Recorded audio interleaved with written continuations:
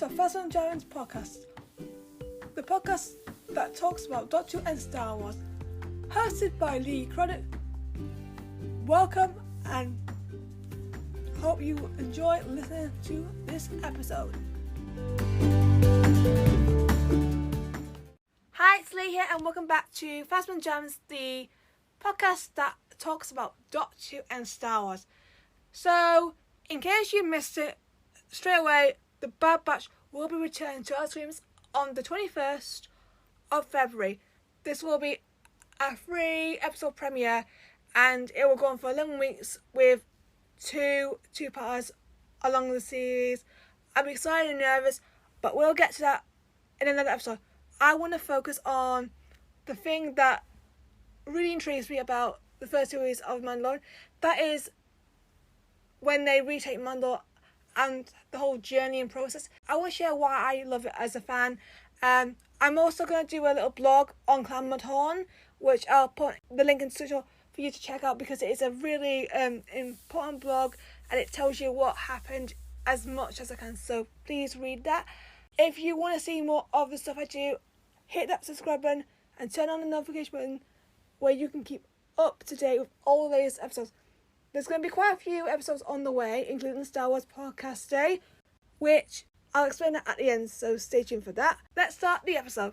Before I begin, I wanted to do a quick tribute to Carl Weathers. Carl Weathers played an iconic character. He played Greef Karga in The Mandalorian. Greef grew from the beginning, and Carl always spoke highly of the whole franchise. He directed 2 iconic episodes, The Siege and The Founding, which episodes I personally enjoy as a viewer. In real life, he had an iconic catchphrase which was #BePeace, which the fans still use. He will be missed by the Star Wars community, and I'm thankful for seeing him in action on TV and showing an amazing character who changed during his storyline. Thank you, Carl Weathers. I'm going to start with talking about 6 characters. Yes, there are 6 characters that are mainly involved in this from the Mandalorian side. I'm going to start with Kai Suckles Bo-Katan Kryze.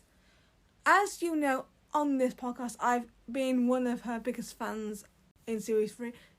The characterization is why Bo is recognised a lot. And I think if they could do the same impact in Doctor Who with Minnie Gibson and Verada Sefu, they could be just as good as Cathy is. And I feel like with Bo, her mistakes just make her story a lot more endearing. She's got a lot to put with. She has to really deal with all this fighting. She just needs to get everything into her head that she can be a good ruler, and she is capable. But the Darksaber has been the problem for all these years, and of course that's what happened when she made a mistake of giving Moff Gideon that Darksaber, and then the Purge of Mandalore happened.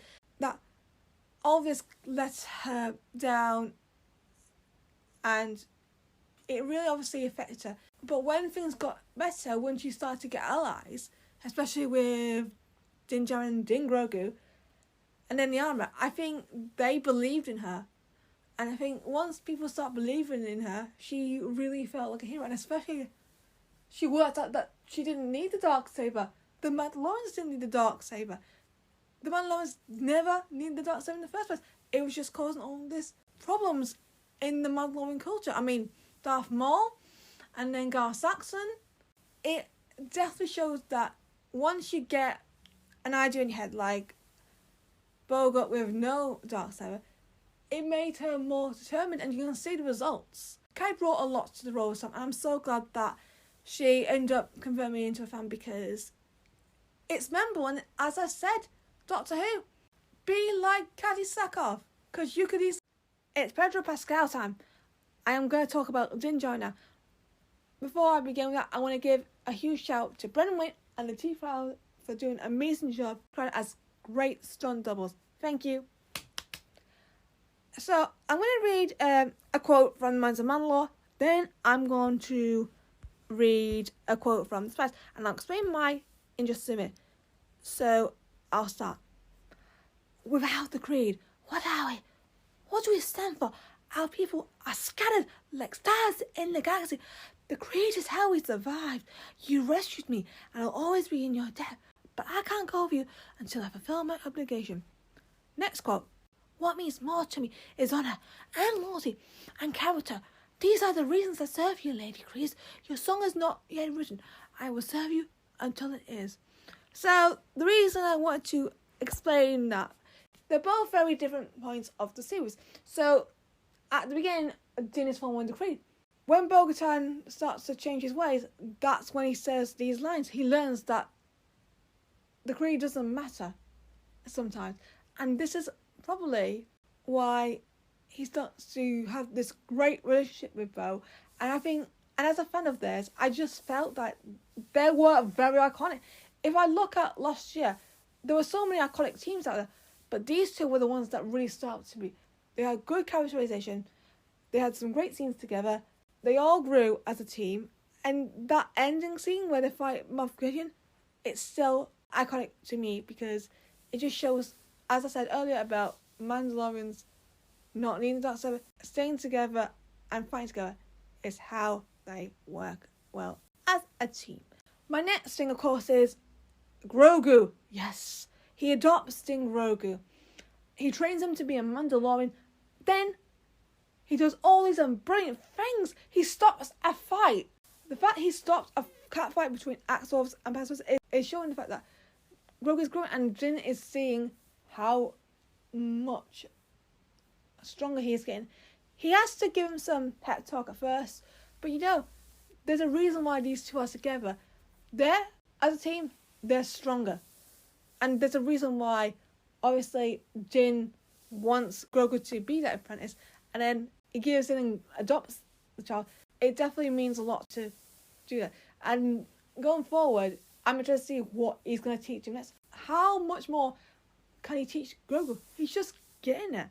Speaking of Grogu, it's time to focus on him. Yes, a little segue. At the start of the series, he is founding. Before being adopted, he is speaking certain words. He's starting to be less tired when he does his magical thing. However, he's growing up as a Mandalorian. He's learned all these tricks. He's very instrumental in all of this. He's the reason why Bo-Katan starts the series, because he needs someone to rescue him, and Bo was the only one nearby. And this action makes kind of Grogu like the reason why everything happened. And that's important to look at the factors. But also he changed Bo as well, and Bo started to respect him as well, which is beautiful. Let's the last two episodes is where I think where Grogu shines a lot. As I said before, breaking up a cat fight. Good boy.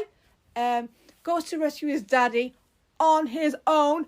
Good boy. Helping his dad and Bo in action and saving them with the Force is something what I call a growth, because he did it back on Navarro when he saved Cara Dune and Greef and his dad, and of course IG-11.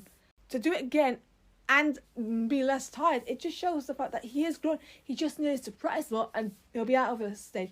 He is a great hero, and for him to be adopted obviously means so much to him. He was emotional, and I think this will give him a new purpose. And now as an apprentice, he's going to do so much more. He just needs to build upon his powers, learn more.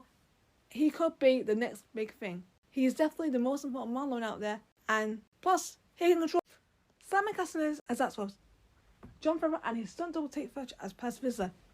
Let's talk about these impressive and legends. Okay. They are tough guys, and they both were kind of agnostic characters. However, these guys change to help the Mandalorian cause. Axe is one of the characters that really stood out to me, because I feel like I know him more now than I did, and that's how you do a character. If they're not as used the first time, the second time, they can be better. He does have his opinions on Din Djarin. A bit negative. I don't know if he has changed on that, but he definitely respects Bo-Katan as a leader, and says, as he vies for the importance, that Bo needs his help, and he's starting to learn that he can be very better. Plus, his fight with Paz Vizsla which is stopped by Grogu.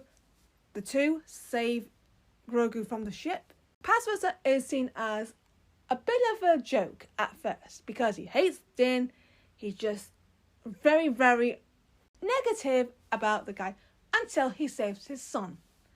And he easily comes in to say that he'll help save Navarro and does it really well. He comes in badassery and does his thing. Paz unfortunately saved herself to save everyone when they're ambushed by, of course, the Super Commandos on Mandalore. We all know his last moments were defeating a group of Supermans, but falling at the hands of the Praetorian Guards.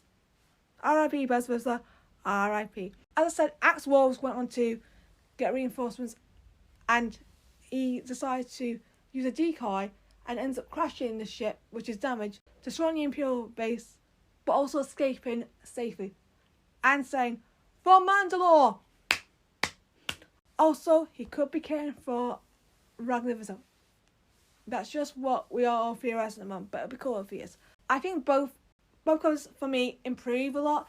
And I like the fact they go on this story out where they change and become heroes and remember them from. And that's why these two stand out. And Miss Wazium is probably the revelation of the series like Bo-Katan is.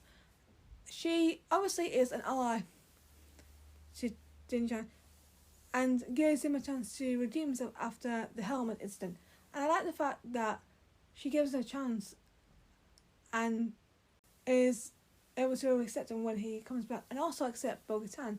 And this starts a chain of events where she starts to see the good in Bo rather than the incident where the purge happened, where she is starting to say, maybe she is someone that can leave Mandalore.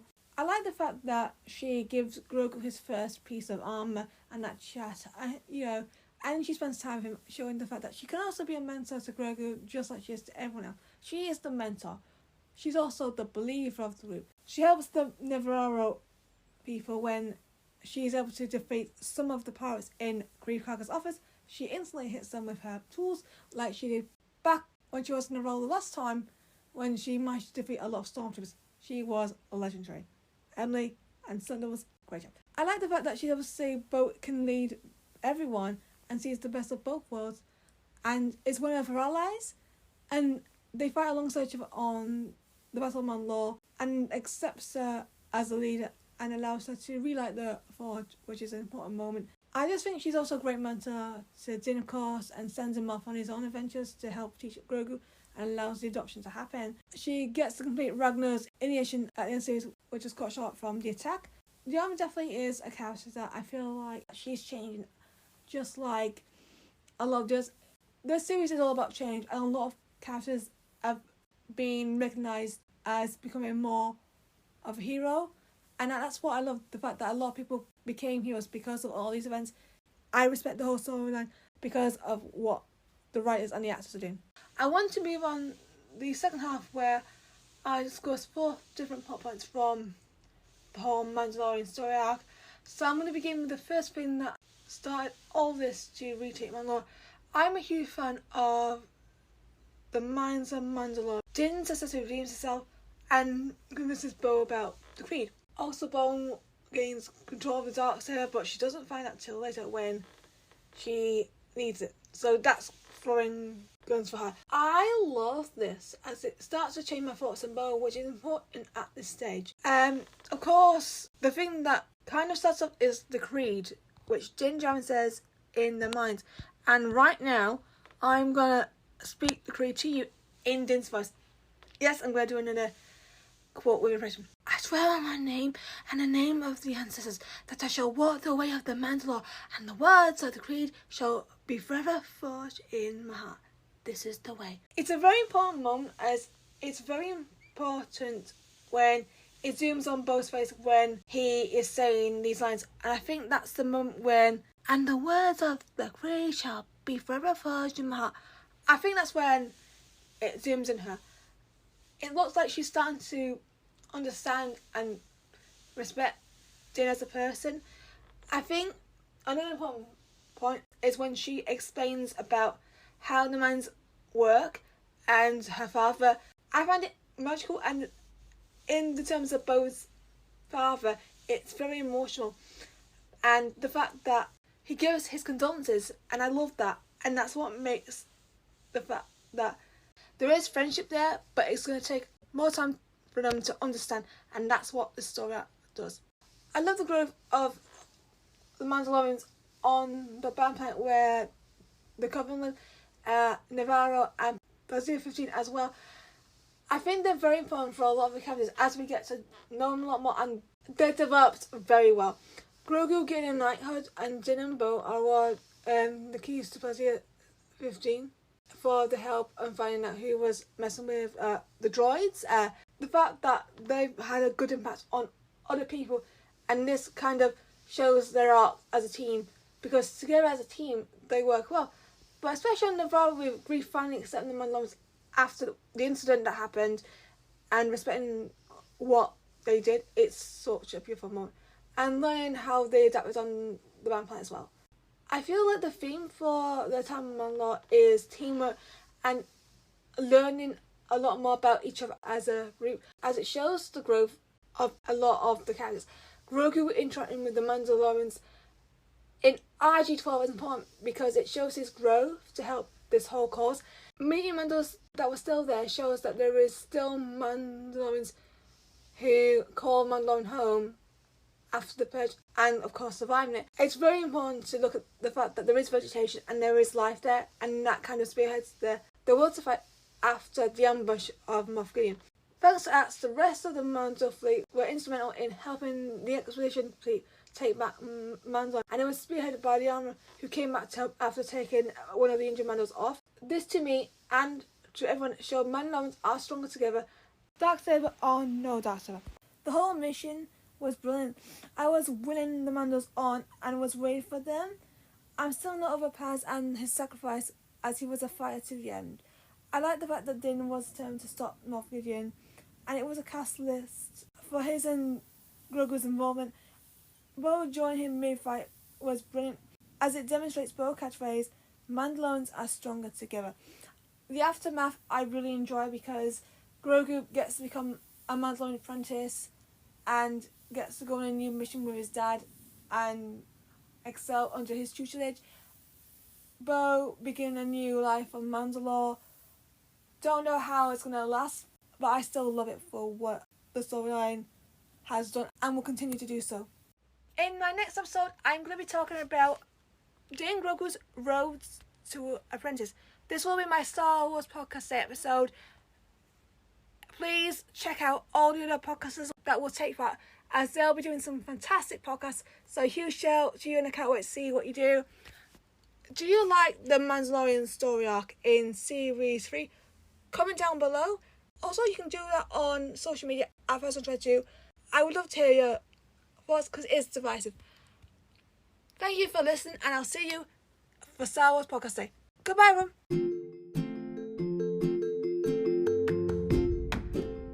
Thank you for listening to Phasma and Jarens. Please get in touch at FirstOne22 on social media. If you love anything I do, please subscribe to the Phasma and Jarens YouTube channel. I hope you enjoyed listening to this podcast, and I'll see you in the next episode. Bye-bye. Thank you for listening to the podcast. Subscribe to Phasma and Jarens